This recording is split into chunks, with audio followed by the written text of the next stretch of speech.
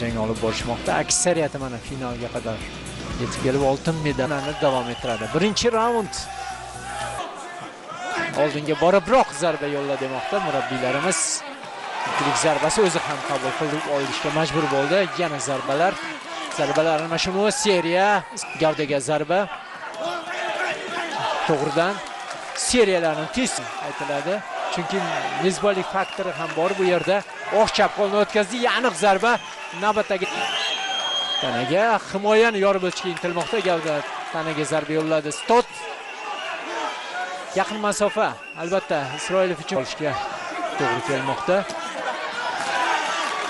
Hujumdan keyin yoki himoya yoki chekinish, himoyani ma'qul ko'ryapti. Demak, zarbani bemalol his qilib ko'tara olishligi ko'z yetgan bo'lishligi tabiiy va his qilib ko'tara olishligi ko'z yetgan bo'lishligi tabiiy va siz aytib o'tganingizdek tezkor. Bu yerda endi judayam ko'p omillar bor.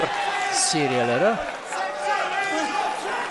men ana shu 2023-yili Toshkentdagi jahon chempionatida Mullajonov mana shunday tarzda kubalik nomdor raqibini mag'lubiyatga uchratgan edi. Hozir ham seriya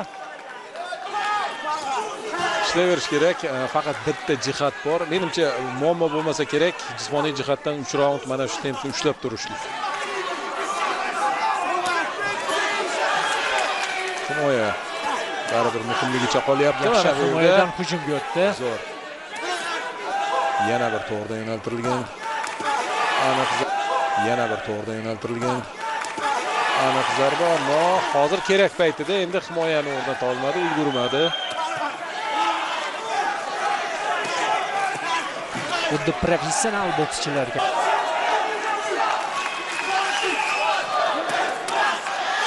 Zo'r, yana bitta. Zarb turgan bo'lishligi mumkin. Birinchi raund tugash arafasida so'nggi 10 soniya va hujum bilan, zarba bilan ikkita aniq zarba bor.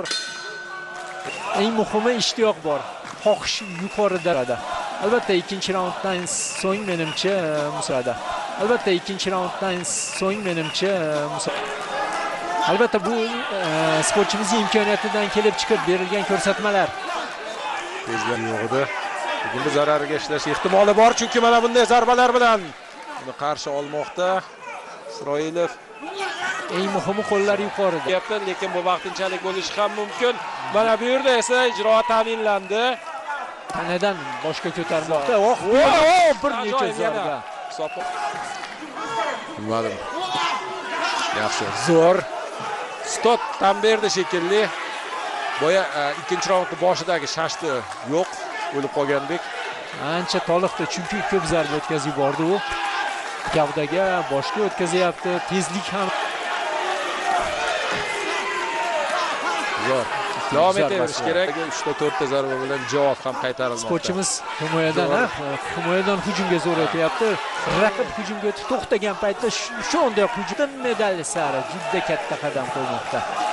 Ko'ring, zavqlaning haqiqatda ham hakamlarga umuman qoldirib himoyani ushlagan holda hujumga degan ko'rsatma berdi. Yana ana shu taktikani amalga oshirmoqda Isroilov.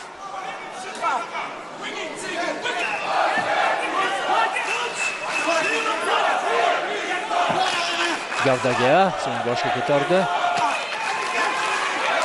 Tanaga yo'llangan zarba Stot tomonidan, lekin himoya joyida, albatta tirsaklari bilan yaxshi o'tyapti. Lekin bunchalik xotirjam bo'lish kerak emas. Mana bunda ikkinchi raunddagi holatni ushlab tursa hamki yetarli bo'ladi. Endi to'g'ri qiyin, anchagina ko'p kuch sarflandi. Mana shunday yana bitta tez takrorlanyapti. Chunki raqib ham tinchib bo'ldi qarib deyapti. Bo'lmasa oldi qo'lini oldi. Qo'yilakman lekin. Po'st emasin. Zo'r va o'zi tegmay qoldi-da, ya mayli. Bo'ladi, iloji yo'q. Chunki angliyalik sportchi ham bejizga finalga chiqqani yo'q, shunchaki. Taktik jihatdan mutlaq taslim etish arafasida Akmal, chunki bitta zarbaga bir nechta zarbalar javobi har doim tayyor unda. Imkon qadar yaqin kelib qisqa zarbalarga ko'proq o'rin bermoqda, chunki mana bunday zarbalar unga bir necha bor. O'tgan raundda endi ochmaydimi? Amerikalik bokschi xuddi teleekranda tomosha qilayotgandek. Deyapti uni. Menimcha mahliyo bo'lib qoldi-yu. Boshqa boks, yoshlar boksidan tubdan farq qiladi, lekin xarakter bor, ishonch bor, umid bor. Bir necha zarba, qoyil, voy. Albatta, ko'k burchak vakili Ajoyib g'alaba. Barchaga muborak bo'lsin. Yashsha